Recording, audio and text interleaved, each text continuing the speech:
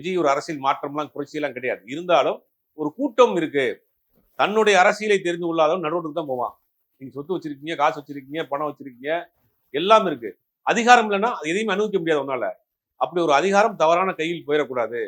விஜய் கூட இருக்கிறவர்களிடம் கையிலே அதிகாரம் போச்சுன்னா சிறு பிள்ளைகள் கையில் இருக்கக்கூடிய கூர்மையான ஆயுதத்தை போல அது.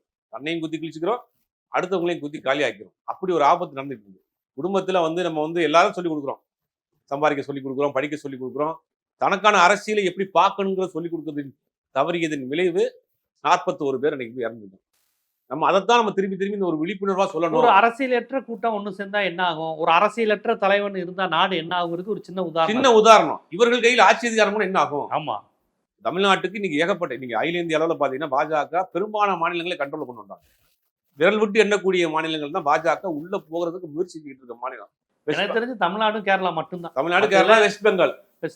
ஒரு 3 மாநிலம் வெஸ்ட் பெங்காலோட ஈக்குவல் வந்துட்டாங்க. நெக் டு நெக் நிக்கிறாங்க. இன்னைக்கு எதிர்கட்சியாக இருக்கு. கம்யூனிஸ்டுகள் 25 வருஷம் ஆண்ட வெஸ்ட் பெங்கால்ல இன்னைக்கு அவங்க நெக் டு நெக் போயிட்டாங்க.